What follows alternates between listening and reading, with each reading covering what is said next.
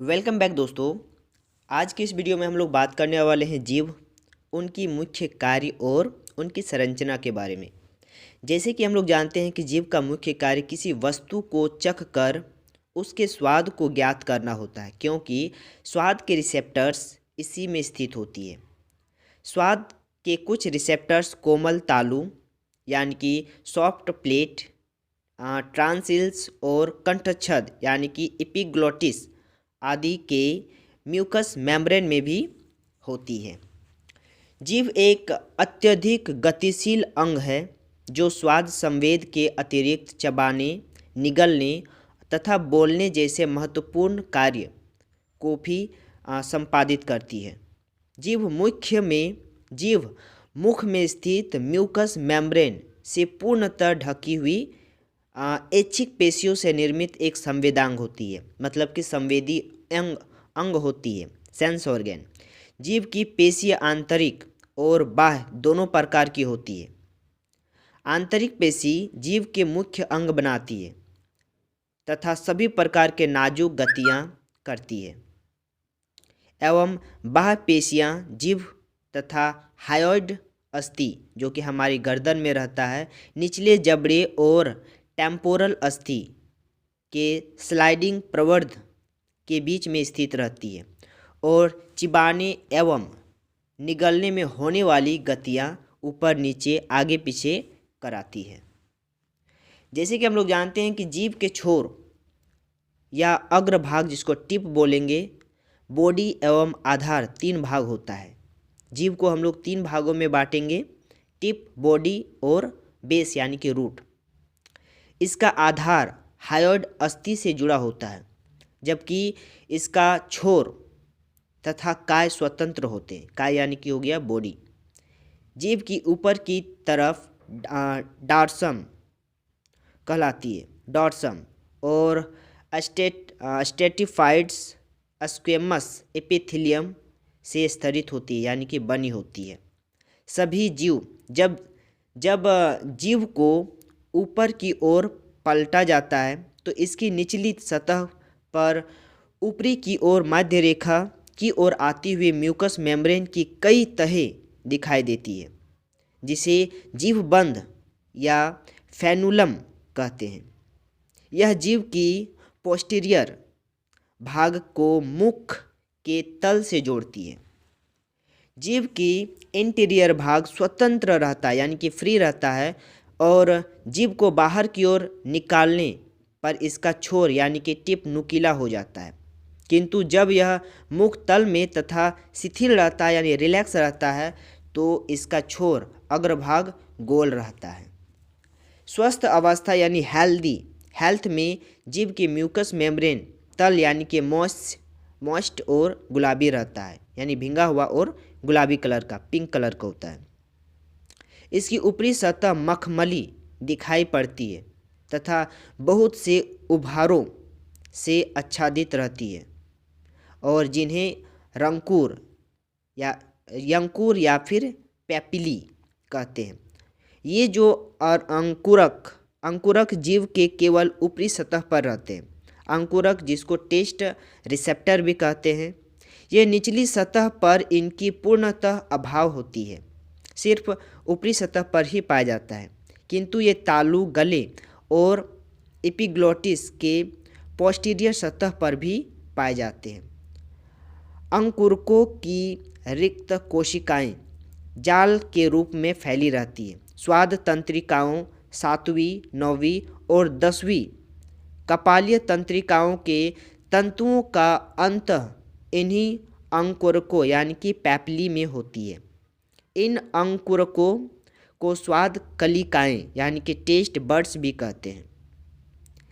मानव में लगभग 10,000 स्वाद कलिकाएं रहती है और वृद्धावस्था में इसकी संख्या में कमी आ जाती है। पैपिली यानी कि टेस्ट बड्स मुख्य 3 प्रकार के होते हैं। पहला, परिवृत्त या फिर सर्कमवेलेट पैपिली।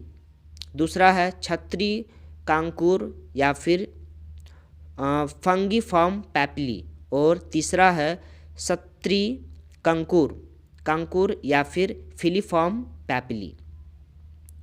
परिवृत अंकुरक ये जीव की सतह पर पीछे की ओर अर्थात पोस्टीरियर 2/3 भाग के समीप अंग्रेजी के उल्टे भी के आकार में दो समानांतर पंक्तियों मतलब कि रोज में 10 से 12 की संख्या में व्यवस्थित रहते हैं।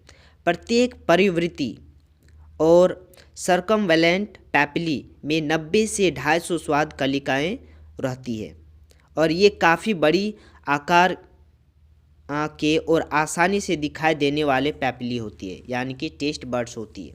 छतरी का अंकुर जो होता है फंगीफॉर्म पैपिली, तो ये जीव पर विशेषकर उसके छोर, अग्रभाग और किनारे पर स्थित मशरूम के समान दिखाई देने वाले एकल फैले हुए अंकुरक होती है, यानी कि टेस्ट बर्ड्स होती है। और इन प्रत्येक टेस्ट बर्ड्स में 1 से 8 स्वाद कलिकाएँ होती है। और तीसरे नंबर में है सूत्री कंकुर यानी कि फैलीफॉर्म पैपिली। ये जीव के अगले 2/3 भाग की सतह पर पाए जाने वाले धागे के समान नुकीले अंकुरक होती है। इनमें स्वाद कलिकाओं का अभाव रहता है। इनका कार्य स्वाद ज्ञान कराने की अपेक्षा वस्तुओं को प्रतीत करना होता है।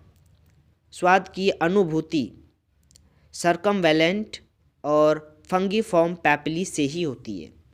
स्वाद कलिकाएँ एवं स्वाद ग्रहण करने की क्रियाविधि के बारे में अगर बात किया जाए तो स्वाद कलिकाएँ ही स्वाद का विशिष्ट अंतांग होती है। टेस्ट बर्ड्स ही है जो हमें स्वाद को ज्ञान करवाता है। इनकी प्रत्येक कोशिकाओं में स्वाद तंत्रिका की शाखा आती है। प्रत्येक स्वाद कलिका पैपिली की सतह पर सूक्ष्म रंध्र से खुलती है और उसकी सभी कोशिकाएं जो इस स्थान पर सामूहिक रूप से पहुंचती है उसका अंतः सूक्ष्म बाल के समान अनेकों उभारों में होता है। खाद्य पदार्थ इन रंध्रों में प्रवेश कर इन उभारों को अपने स्पर्श से उद्दीप्त करते हैं। इसमें उत्पन्न उद्दीप्त के आवेग स्वाद संवेद की तंत्रिकाओं 7, 9, 10 कपालीय तंत्रिकाएं के द्वारा मस्तिष्क के स्वाद केंद्र यानी कि टेस्ट सेंटर में संचारित होती है और वहाँ स्वाद का विश्लेषण होता है। तत्पश्चात इसके बाद ही हमें विभिन्न प्रकार के स्वादों का ज्ञान होता है। प्रत्येक स्वाद कलिकाएं अंडाकार होती है। इनके अक्ष सतह पर सीधे एवं संबद्ध यानी कि परपेंडिकुलर दिशा में स्थित रहते हैं। इसके नीचे की ओर से रक्त वाहिकाएँ और तंत्रिकाएँ भी प्रवेश करती हैं। स्वाद कलिकाओं में कीमो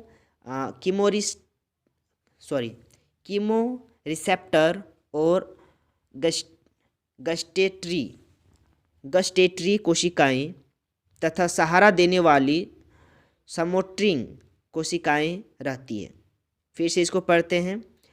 इनमें नीचे की ओर से रक्त वाहिकाएँ और तंत्रिकाएँ भी प्रवेश करती है। स्वाद कलिकाओं में कीमो रिसेप्टर या गस्टेटरी कोशिकाएं तथा सहारा देने वाली स्मोटिंग कोशिकाएं रहती है। अब मूलभूत स्वाद संवेदन के बारे में अगर डिस्कस किया जाए, बेसिक टेस्ट सेंसेशन मुख्य रूप से स्वाद की अनुभूतियाँ मीठी, खट्टी, कड़वी एवं नमकीन 4 प्रकार की होती है। अधिकांश खाद्य पदार्थों में स्वाद के साथ साथ महक भी होते हैं, किंतु यह गंध की संवेदना से संबंधित रहती है और गंध के रिसेप्टर्स को उद्दीप्त करती है, ना कि स्वाद के रिसेप्टर्स को। मूलभूत स्वाद संवेदनाएं जीभ की सतह पर समस्त भागों में समान रूप से उत्पन्न नहीं होती है। जीभ के निश्चित भाग ही विशेष स्वाद द्वारा प्रभावित होते हैं। मीठे एवं नमकीन स्वाद जीभ के छोर या अग्रभाग पर, खट्टे स्वाद जीभ के दोनों पार्श्वों मतलब कि साइड्स में और कड़वा स्वाद जीभ के पीछे भाग गले के पास में पता लगता है। जीभ के मध्य भाग में विशेष स्वाद संवेदना नहीं रहती है।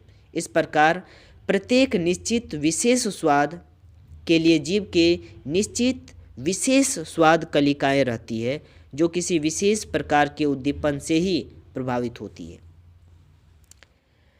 आगे अगर बात किया जाए स्वाद आवेगों का पथ, तो स्वाद आवेगों के आगे जीभ के अगले 2/3 भाग से फेशियल तंत्रिका की शाखा द्वारा पिछले 1/3 भाग में गासोफेंजिलियस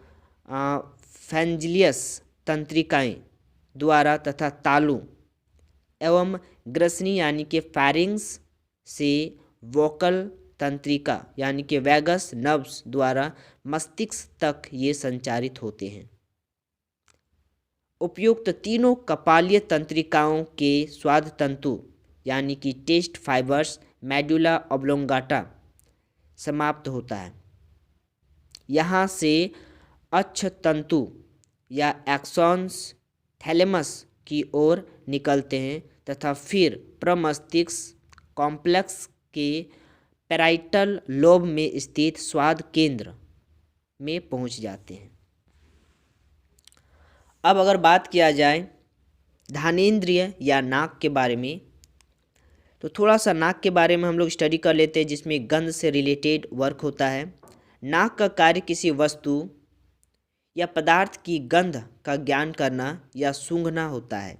जिस प्रकार स्वाद के ज्ञान के लिए पदार्थ का घोल रूप का होना अनिवार्य होता है, उसी प्रकार गंध के ज्ञान या सूंघने के लिए पदार्थ या वस्तु का गैस या वाष्प के रूप में होना आवश्यक होता है। नाक में पहुंचकर वाष्प या गैस स्थानीय स्राव में घुल जाता है और जो घ्राण होता है घ्राण क्षेत्र की कोशिकाओं को उद्दीप्त करता है।